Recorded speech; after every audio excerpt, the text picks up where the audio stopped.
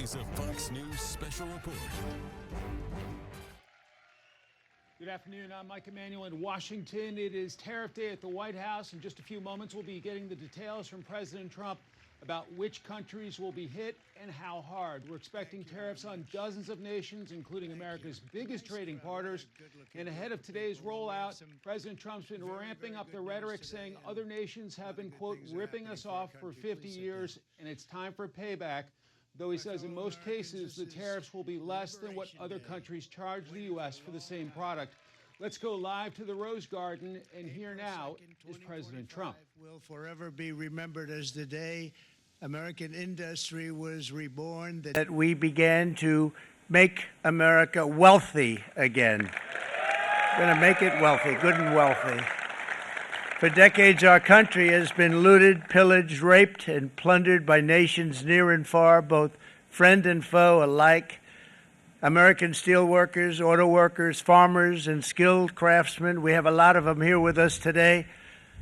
They really suffered gravely. They watched in anguish as foreign leaders have stolen our jobs, foreign cheaters have ransacked our factories, and foreign scavengers have torn apart our once beautiful American dream. We had an American dream that you don't hear so much about. You did 4 years ago, and you are now, but you don't too often, and for many years and decades even, you didn't hear too much about our country and its taxpayers. Our country and its taxpayers have been ripped off for more than 50 years, but it is not going to happen anymore. It's not going to happen. In a few moments, I will sign a historic executive order instituting reciprocal tariffs on countries throughout the world. Reciprocal, that means they do it to us and we do it to them. Very simple. Can't get any simpler than that. This is one of the most important days, in my opinion, in American history. It's our declaration of economic independence. For years, hardworking American citizens were forced to sit on the sidelines as other nations got rich and powerful, much of it at our expense. But now it's our turn to prosper, and in so doing, use trillions and trillions of dollars to reduce our taxes and pay down our national debt, and it'll all happen very quickly. With today's action, we are finally going to be able to make America great again, greater than ever before.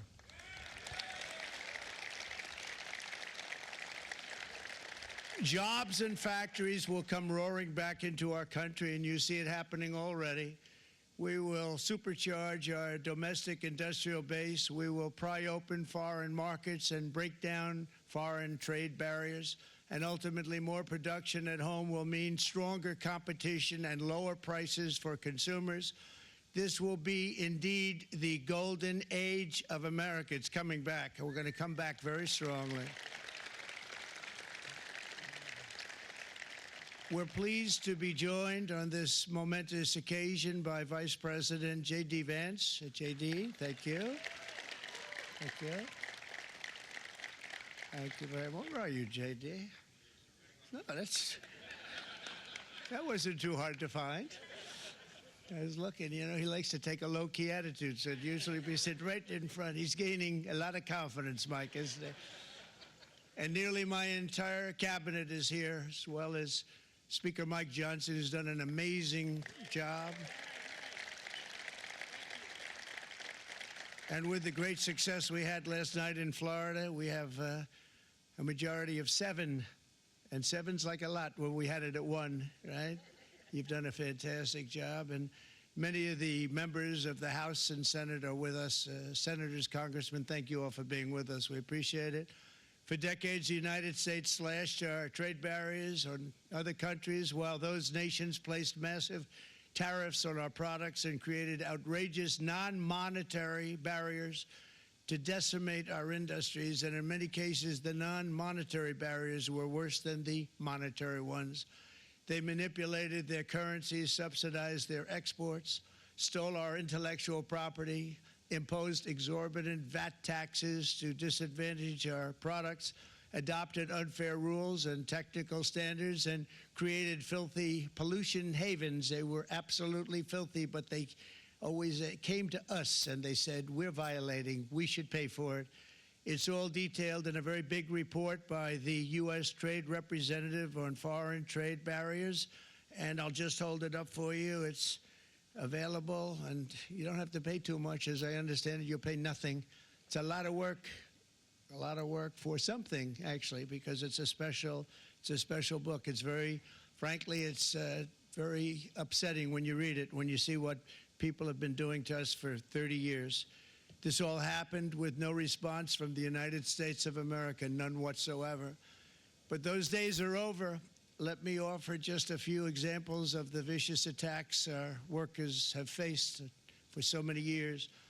The United States charges other countries only a 2.4 tariff on motorcycles. Meanwhile, Thailand and others are charging much higher prices, like 60%. India charges 70%. Vietnam charges 75%, and others are even higher than that. Likewise, until today, the United States has for decades charged a 2.5 tariff. Think of that, 2.5% on foreign-made automobiles. The European Union charges us more than 10% tariffs, and they have 20% VATs, much, much higher. India charges 70%, and perhaps worst of all are the non-monetary restrictions imposed by South Korea, Japan, and very many other nations. As a result of these colossal trade barriers, 81% of the cars in South Korea are made in South Korea. 94% of the cars in Japan are made in Japan. Toyota sells 1 million foreign-made automobiles into the United States, and General Motors sells almost none. Ford sells very little. None of our companies are allowed to go into other countries. And I say that, friend and foe, and in many cases, the friend is worse than the foe in terms of trade.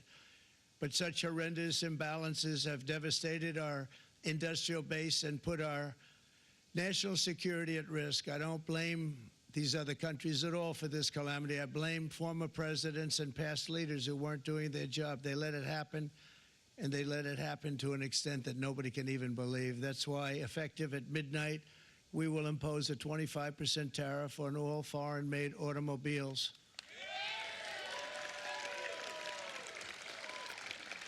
Thank you. Brian, I'd like to have you come up here for a second, okay?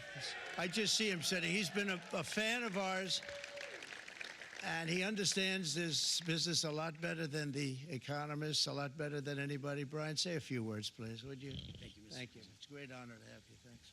Thank you, Mr. President. I grew up just north of Detroit, Michigan, in Macomb County, known as the home of the Reagan Democrats. My first vote for president was for Ronald Reagan. I thought that was going to be the best president I ever saw in my lifetime until Donald J. Trump came along. I have watched my entire life, I have watched plant after plant after plant in Detroit and in the metro Detroit area close. There are now plants sitting idle. There are now plants that are underutilized, and Donald Trump's policies are going to bring product back into those underutilized plants. There's going to be new investment. There's going to be new plants built. And the UAW members, and I brought 20 of them with me, they're sitting right over here. We support Donald Trump's policies on tariffs 100%. So, Mr. President, we can't thank you enough. And in 6 months or a year, we're going to begin to see the benefits. I can't wait to see what's happening 3 or 4 years down the road. Thank you, Mr. President. Thank you so much. Thank you. What a great guy. He got it right from the beginning. He got it before almost anybody else. This group over there, they got it too. And you know, we won the state of Michigan. We won almost all of them, but we won Michigan by a lot, and I want to just thank you all. The auto workers were fantastic. The Teamsters were fantastic. Everyone was pretty good, I will tell you. Thank you very much. I appreciate it. You're going to be very happy very soon, and you probably see what's happening with all of the, not only car companies, but car companies in particular. You see it with all of the ones they're moving, they're announcing day in, day out. You're seeing it. Nobody's ever seen anything like that. With today's actions, we're also standing up for our great farmers and ranchers who are brutalized by nations all over the world. Brutalized. Canada, by the way, imposes a 250 to 300% tariff on many of our dairy products. They do the first can of milk. They do the first little carton of milk at a very low price, but after that it gets bad, and then it gets up to 275, 300%. So when they're figuring what's Canada charging, they say, oh, about 2%, 3%. But take a look at what happens down the road. When you look a little bit, it's not a pretty picture, and we don't like it, and it's not fair. It's not fair to our farmers. It's not fair to our country. And with countries like Canada, you know, we subsidize a lot of countries and keep them going and keep them in business. In the case of Mexico, it's $300 billion a year. In the case of Canada, it's close to $200 billion a year. And I say, why are we doing this? Why are we doing this? I mean, at what point do we say, you got to work for yourselves, and you got to, this is why we have the big deficits. This is why we have that amount of debt that's been placed on our heads over the last number of years, and we're really not taking it anymore. Through non-tariff barriers, the European Union bans imports of most American poultry. You understand? They say, we want to send you our cars, we want to send you everything, but we're not going to take anything that you have. Australia bans, and they're wonderful people and wonderful everything, but they ban American beef, yet we imported $3 billion of Australian beef from them just last year alone. They won't take any of our beef. They don't want it because they don't want it to affect their farmers. And you know what? I don't blame them, but we're doing the same thing right now, starting about midnight tonight, I would say. And China charges American rice farmers an overquota, it's called, a tariff rate of 65%. South Korea charges 50%. Actually, they charge different, from 50% to 513%. And Japan, our friend, charges us 700%. But that's because they don't want us selling rice and other things. Who can blame them, Madam Secretary? Agriculture, great job you did on eggs, by the way. The egg prices came down 50%. You got them down 50%. Once we got involved, they were going through the sky. The egg prices, they were going through the sky, and you did a fantastic job. Now we have lots of eggs, and they're much cheaper, down about 59% now, and they're going down further. We charge 2.8% for so many things that other countries are charging 200%, 300%, and 400% for. If imposing tariffs and protective barriers made nations poor, then every country on earth would be racing to eliminate these policies, and China would be the first on line. They run a very strong country, but they're not first in line, and the American people are paying a very big price. From 1789 to 1913, we were a tariff-backed nation, and the United States was proportionately the wealthiest it has ever been. So wealthy, in fact, that in the 1880s, they established a commission to decide what they were going to do with the vast sums of money they were collecting. We were collecting so much money so fast, we didn't know what to do with it. Isn't that a nice problem to have? What do you think, Marco? Good problem? Marco would love that problem. But we don't have that problem anymore, but we're not going to have it very much longer, I will tell you. But they collected so much money, they actually formed a commission to determine what they were going to do with the money, who they were going to give it to, and how much. Then in 1913, for reasons unknown to mankind, they established the income tax so that citizens, rather than foreign countries, would start paying the money necessary to run our government. Then in 1929, it all came to a very abrupt end with the Great Depression, and it would have never happened if they had stayed with the tariff policy. It would have been a much different story. They tried to bring back tariffs to save our country, but it was gone. It was gone. It was too late. Nothing could have been done. It took years and years to get out of that depression, far longer than even FDR had that office right over there for a long period of time. The ramp system, that's rather intricate, was built because of him, and every time you walk up, you think of him, and he did a great job in many ways, but it lasted long beyond his terms, as you know. But it's not too late any longer, and we're going to start being smart, and we're going to start being very wealthy again. We're going to be wealthy as a country because they've taken so much of our wealth away from us. We're not going to let that happen. We truly can be very wealthy. We can be so much wealthier than any country. It's not even believable, but we're getting smart. Nearly a century later, in the face of unrelenting economic warfare, the United States can no longer continue with a policy of unilateral economic surrender. We cannot pay the deficits of Canada, Mexico, and so many other countries. We used to do it. We can't do it anymore. We take care of countries all over the world. We pay for their military. We pay for everything they have to pay. And then when you want to cut back a little bit, they get upset that you're not taking care of them any longer. But we have to take care of our people, and we're going to take care of our people first. And I'm sorry to say that.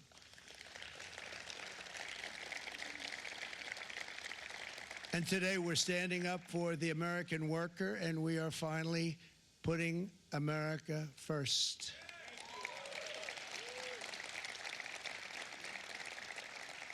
In Sleepy Joe Biden's last year in office, the United States hemorrhaged 100,000 manufacturing jobs, and the number was going through the roof at levels never seen before. And our trade deficit reached a record $1.2 trillion, which is unheard of. Since the beginning of NAFTA, the worst trade deal ever made, it was a horror show. I was able to terminate it. They all said you'd never be able to get it out. We had to get approval from Congress to get it terminated. We had to live with that deal. It was the worst trade deal ever made by far. But since the very beginning of NAFTA, our country lost 90,000 factories. Think of what that is, 90,000. Think about putting a map up and putting tax on it. You wouldn't have enough room. 90,000. I said, is that possible? We had it checked 4 different times, and it was actually somewhat higher than that. And 5 million manufacturing jobs were lost while racking up trade deficits of $19 trillion. That was the worst trade deal ever made. As a result of these gigantic losses, foreign nations now own $26 trillion more of American assets than think of this, than the Americans own of their own foreign assets or other foreign assets. The United States can no longer produce enough antibiotics to treat our sick. We have a tremendous problem. We have to go to foreign countries to treat our sick. If anything ever happened from a war standpoint, we wouldn't be able to do it. We import virtually all of our computers, phones, televisions, and electronics. We used to dominate the field, and now we import it all from different countries. A single shipyard in China now produces more ships every year than all of the American shipyards combined. Think of that. And it was a business that we used to dominate. We used to dominate it totally. In short, chronic trade deficits are no longer merely an economic problem. They're a national emergency that threatens our security and our very way of life. It's a very great threat to our country. And for these reasons, starting tomorrow, the United States will implement reciprocal tariffs on other nations. It's been a long time since we even thought of that. We used to think about it a lot. We didn't think about it for many decades, and you see what's happened. For nations that treat us badly, we will calculate the combined rate of all their tariffs, non-monetary barriers, and other forms of cheating. And because we are being very kind, we're kind people, very kind. You're not so kind when you got ripped off with your salaries. My auto worker friends and my Teamster friends and all of the unions that typically voted Democrat, they're not voting Democrat anymore because worker, whether union or non-worker, they're for the Republicans now. That's what happened.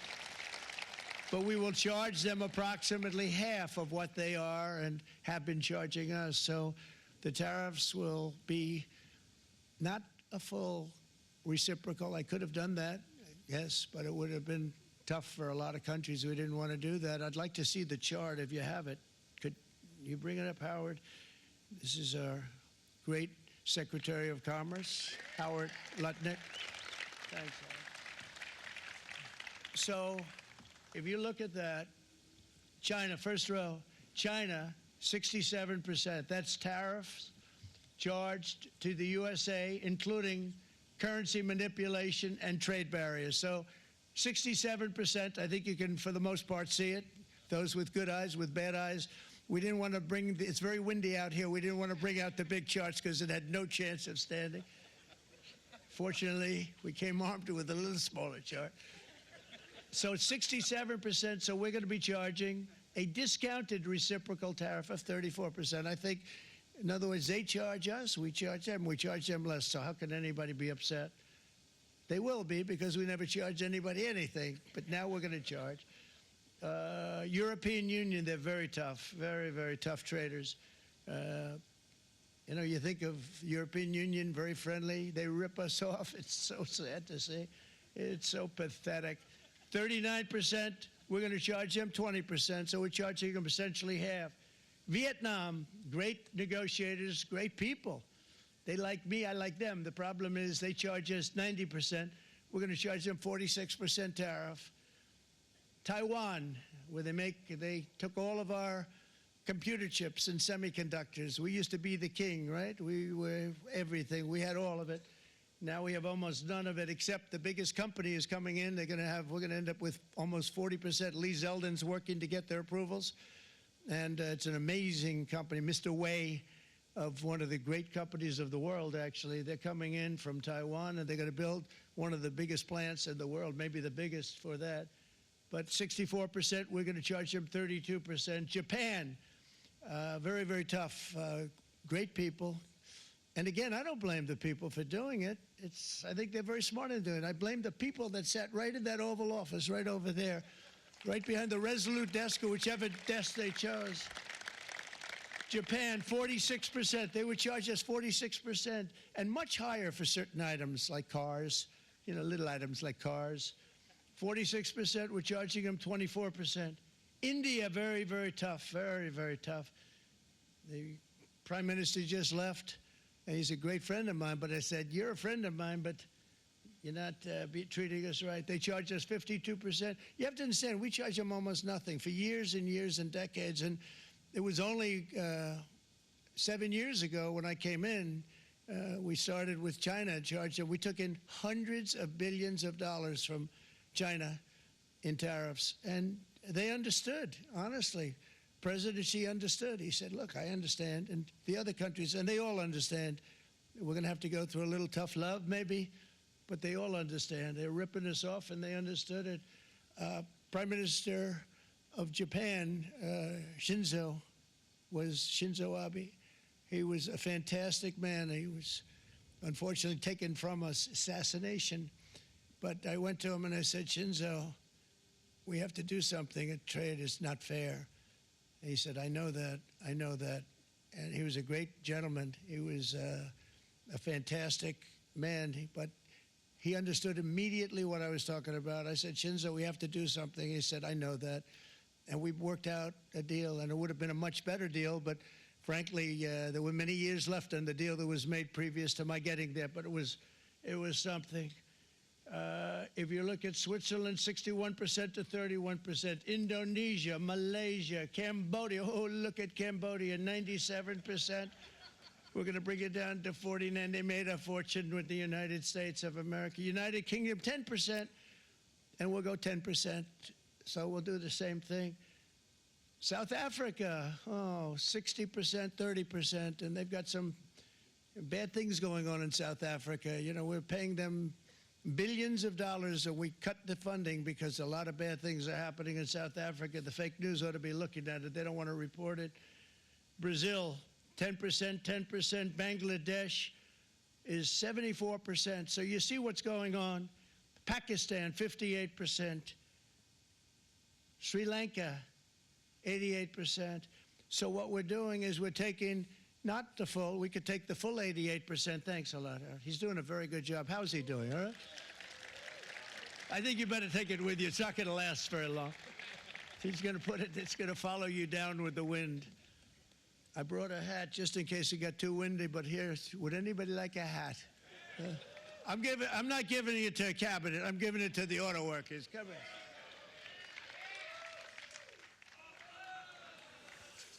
Thank you, fellas. Get it. That's it. That's it. They deserve it more than our cabinet. Our cabinet has plenty of hats. But you see the numbers. The numbers are so disproportionate. They're so unfair. At the same time, we will establish a minimum baseline tariff of 10%. You notice that on the chart? And that'll be on other countries to help rebuild our economy and to prevent cheating. So we're going to have a minimum of cheating, and we're going to be very severe on the people that at the gate that watch the tariffs and watch the product coming in, because there's been a lot of bad things happening at the gate because the money is so enormous that you're talking about. There's never been probably anything like it in terms of the enormity, and there are a lot of bad things happen at the people that do the check-in, and they're looking at 10-year jail sentences if they do play. We're going to treat them so good, but if they cheat, the repercussions are going to be extremely strong. Foreign nations will finally be asked to pay for the privilege of access to our market, the biggest market in the world. We're right now the biggest market in the world. We had a great country 4 years ago in terms of the economics. We were doubling up on China. We were doing so well. Nobody was going to catch us, but so much of it slipped away over the last 4 years under Biden. I campaigned on this policy throughout last year, and today that promise was made, and it was also a promise, as you know, that was kept. Promises made, promises kept. To any company that objects to our common sense reciprocal tariffs, again, reciprocal, back and forth, back and forth. And I call this kind reciprocal. This is not full reciprocal. This is kind reciprocal. But what we do is we cut it in half. We charge them. My answer is very simple. If they complain, if you want your tariff rate to be zero, then you build your product right here in America, because there is no tariff if you build your plant, your product in America.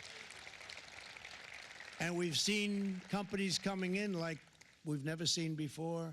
Likewise to all of the foreign presidents, prime ministers, kings, queens, ambassadors, and everyone else who will soon be calling to ask for exemptions from these tariffs. I say, terminate your own tariffs, drop your barriers, don't manipulate your currencies. They manipulate their currencies like nobody can even believe, which is a bad, bad thing and very devastating to us. And start buying tens of billions of dollars of American goods. Tariffs give our country protection against those that would do us economic harm. And many people were looking to do us economic harm. Maybe not so obviously, but they were doing tremendous economic harm.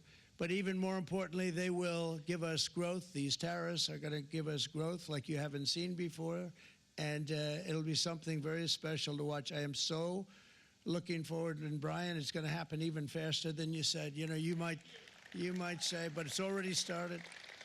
It's already started. Work's already begun on plants all around the country, and you see that as before. These are big, rich companies. We have $61 billion started on a big plant going up. It's going to be announced over the next 2 days, and they already started work. Many of these the biggest companies in the world, they've committed to build, build, build. We're going to build, build, build, sir. And they came here to see me, and they wanted to know if they could have a press conference. I do as many as I can. I'm pretty busy trying to stop Russia and Ukraine and the Middle East. We got to stop that. We got to stop the Houthis, which we're making tremendous. They like shooting ships down and out of the water, sinking ships. They get a kick out of it, but they're not getting such a kick out of it now, are they, Mr. Secretary? They're not getting such a kick out of that now. But here are just a short list of some of the companies that have already announced and committed to investment. And this is a company that built its factories and its plants in China. Apple is going to spend $500 billion.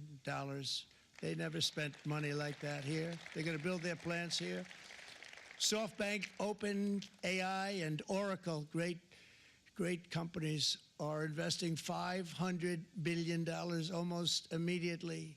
NVIDIA, a hot company, is investing hundreds of billions of dollars. They just announced. TSMC, the biggest, most important company in the world of chips from Taiwan, with no investment from us, is investing $200 billion. And they said the reason was, number one, the election of November 5th, and number two, the tariffs. They don't want to pay the tariffs, and the way they're not paying it is to build their plant here. So we're going to go from almost no percentage. We used to have 100% of the chip market. Now it's all in Taiwan. Almost all of it's in Taiwan, a couple of other countries, but mostly in Taiwan. And think of it, we had 100%. We lost it because of people in that office that didn't do their job. They allowed it to be stolen from us. Johnson & Johnson, great company, $55 billion. Eli Lilly, $27 billion.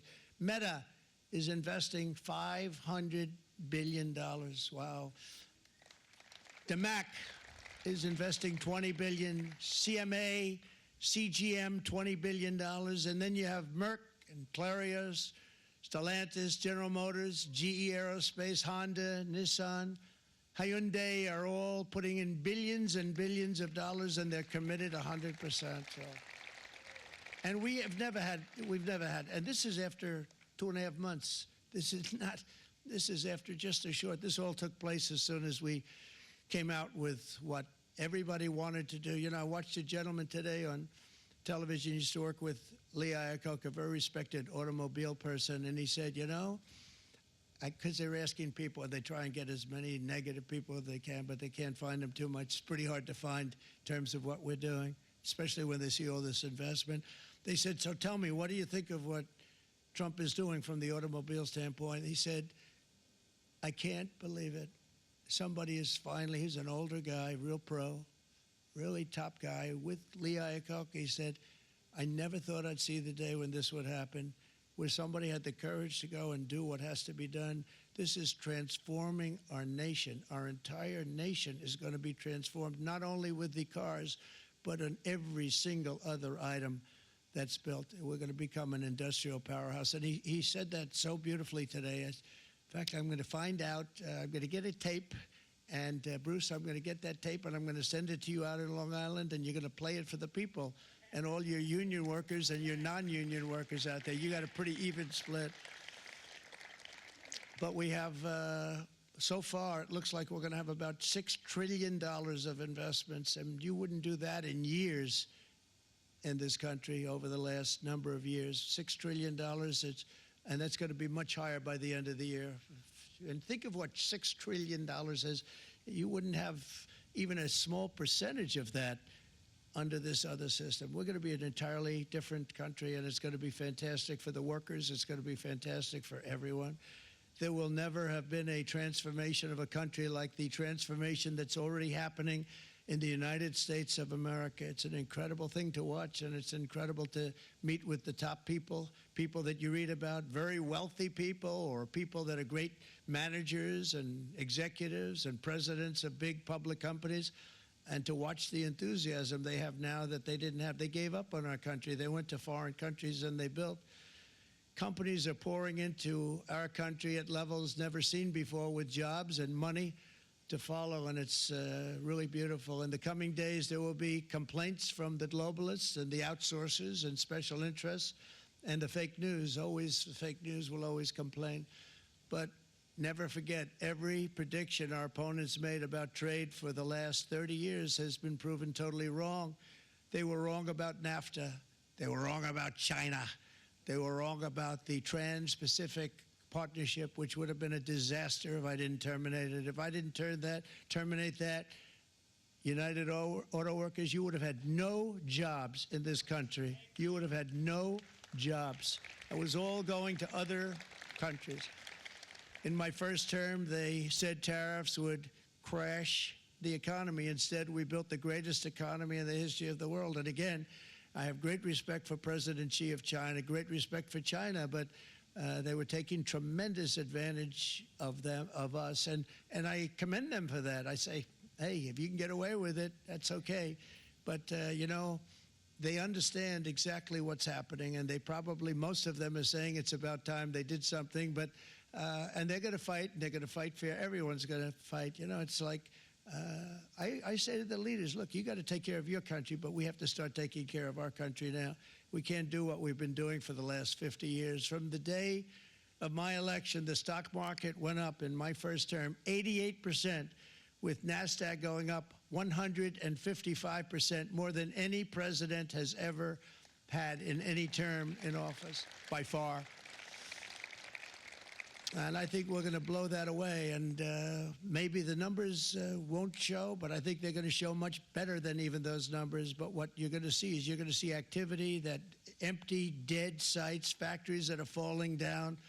Those factories will be knocked down, and they're going to have brand new factories built in their place. They're not only talking about renovating, they're talking about brand new, the best anywhere in the world, the biggest anywhere in the world. I have a friend who builds car plants, and I said, I want to see the biggest and the best. He said, well, we have to go to Mexico.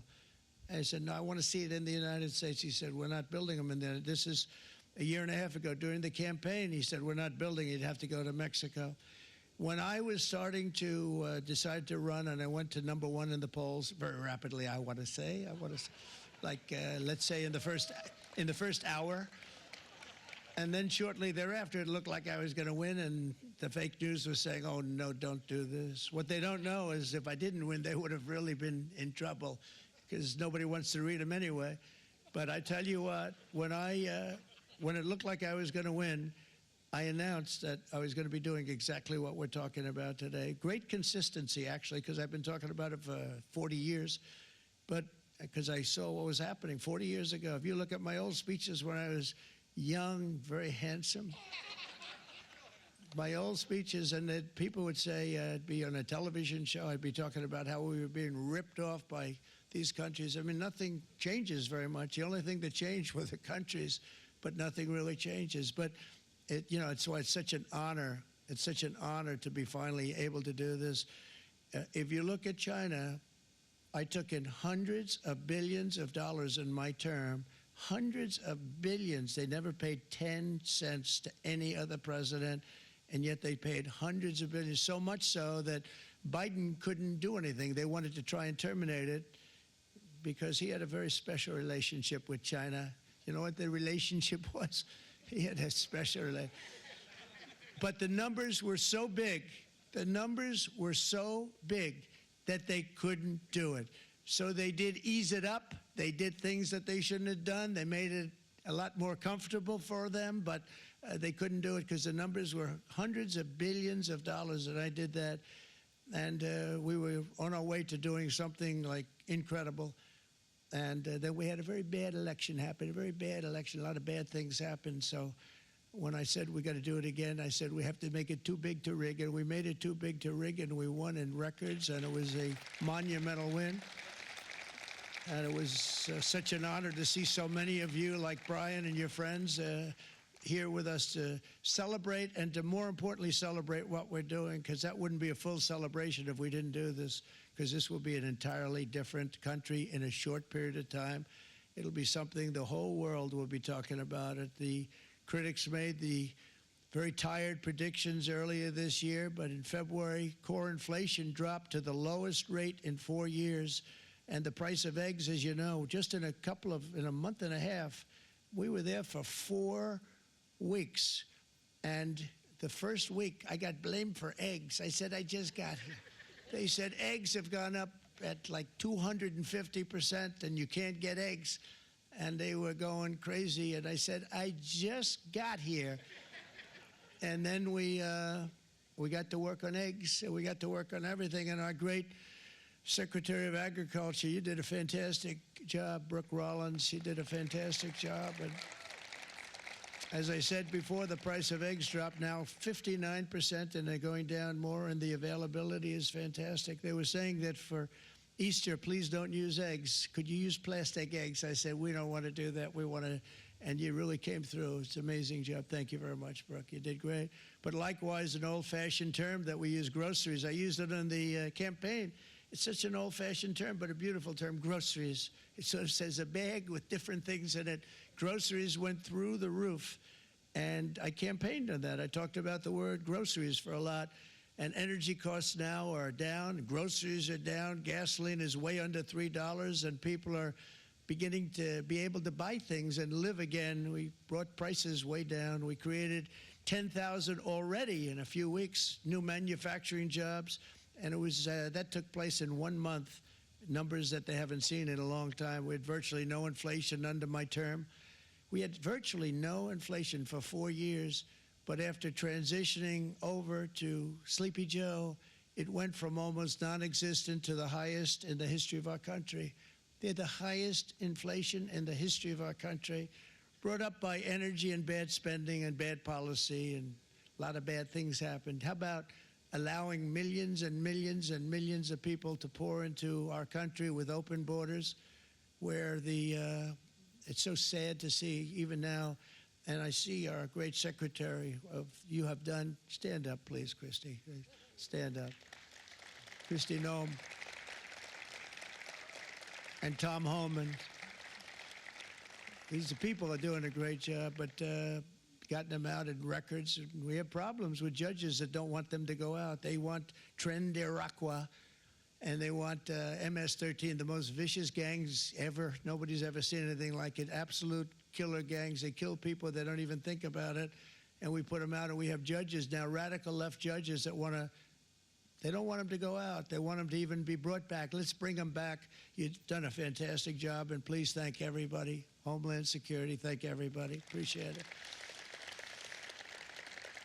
And we now have a border that's the best border that we've ever had, even better than it was my first term. My first term we did good, but this one we really specialized in. We've done really well.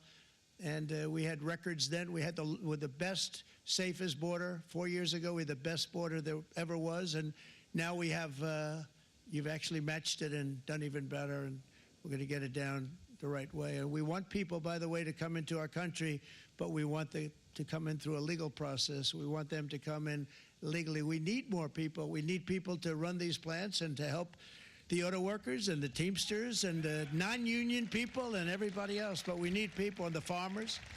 And we're going to let people come in, but they want to come in. We want them to come in legally. They have to have the capability of loving our country, not people that hate our country. We don't want them in our country. And now we're going to pass the largest tax cuts in American history, and that's where we're relying on Mike and John Thune.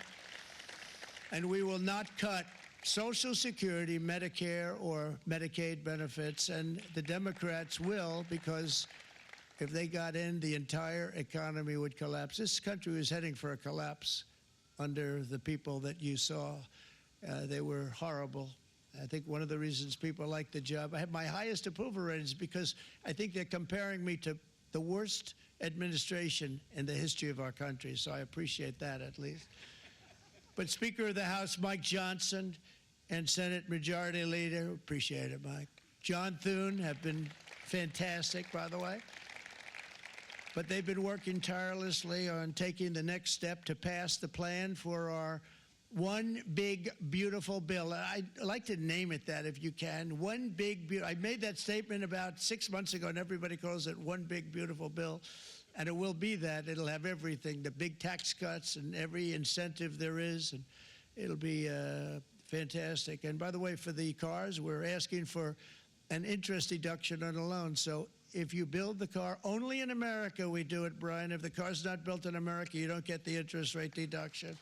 But if you build the car in America, if you buy a car, if it's built in America, then you get an interest rate deduction, tax deduction, and that's a big thing. It's going to be a big thing. I think that's going to pay for itself very quickly, that deduction. Never happened. We've never had anything like that before. Somebody said, where do you get the idea? Because it's so basic. You would think that would have happened a long time ago. It never did, and I'm very happy it didn't, because now I can say that was my idea.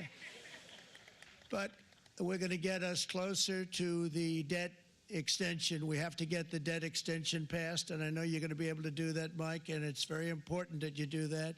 And all of the other things that the Senate budget plan gives us, along with working, because I know they're working together, John and Mike, and the two bills are going very well together. We need to get our shared priorities done, including certain permanent tax cuts. We want the tax cuts to be permanent, spending cuts, energy and historic investments in defense, border, and so much more. We're covering everything. These will be phenomenal. There'll be no bill like this going to straighten. One bill is going to straighten out our country for many, many years to come. And we said, let's just do it and let's get it done. And some guys will love it and some guys will like it a little bit less because they're not getting what they were exactly looking for, but they're getting a lot. They'll never, if we get this done, it'll be the most incredible bill ever passed in the history of our Congress and Senate. and congressmen, the senators and the congressmen, many of whom are here today, will be very proud of themselves. I really believe that it's going to set us on a whole new prosperous path. We're going to cut spending and right-size the budget back to where it should be. We're going to do that very strongly. Thank you, Rick. Thank you. John, thank you. Oh, look at all of our senators over there. Oh, boy, that's a nice group of people. But I won't like them so much if they don't get this bill done. That's a great group, and Congressman, thank you very much. I appreciate it. Tremendous people. The Senate plan is my complete and total support, and the House plan likewise is very similar. They're moving along pretty much at the same clip, and as soon as you're ready, you'll show it to me, and I'm sure it'll have my support, Mike. Every Republican congressman and senator must unify. We have to unify. We can't be separated. We have to get it done. We have to get absolutely everything we can, and we have to take care of the American people. That's the only thing that matters. We have to take care of the American people first. We need to pass this bill immediately, get it done, including debt extension. From this day on, we're not going to let anyone tell us that American workers and families cannot have the future that they deserve. We're going to produce the cars and ships, chips, airplanes, minerals, and medicines that we need right here in America. The pharmaceutical companies are going to become roaring back. They're coming roaring back. They're all coming back to our country, because if they don't, they got a big tax to pay. And if they do, I'll be very happy, and you're going to be very happy, and you're going to be very safe. We're going to build our future with American hands, with American heart, American steel, and we're going to build it with American pride like we used to. We're approaching our 100th day as president and have been given credit by a lot of people, actually, even some of the fake news. Can you believe it? Which in this case hopefully isn't fake, for having done more in that time than any other administration in the history of our country in the first 100 days. I think we've had an amazing, in terms of what we've done, what we've gotten accomplished. I'd like to see if we can get that war ended and another war from not starting in the Middle East. We have to get Russia. They're losing 2,000 on average, 2,500 people a day, young people, soldiers, Russian. Think of that, 2,500 through some days, but on average, probably over about a 1 week period, it's 2,712, they say. They're losing those soldiers. They're dying.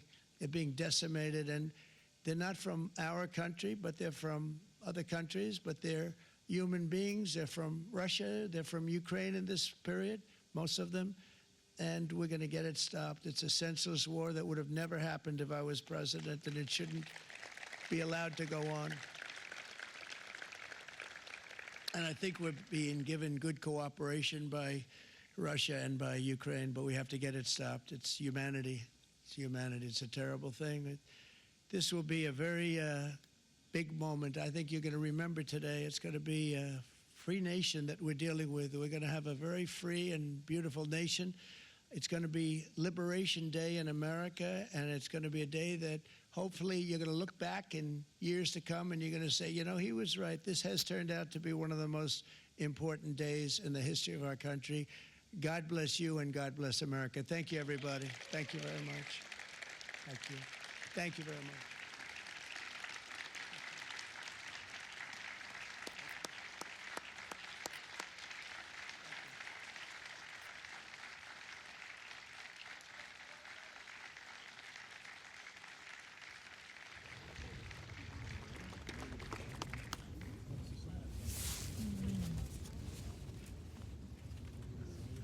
President Trump calling this Liberation Day for U.S. trade policy, laying out his tariffs plan. The president laying this out, saying essentially he is hoping that this will lead to the regrowth of American manufacturing jobs in this country. Some critics are not so sure. The Wall Street Journal editorial board is not impressed, putting tariffs first while delaying a tax cut bill for months, writing, quote, that rate hikes are now possible shows how confused today's GOP is about economics. It will also mean the party has lost the plot about the pro-growth rationale for tax reform. For the latest on this story and all the day's news, please stay with this Fox station. I'm Mike Emanuel in Washington. Good afternoon.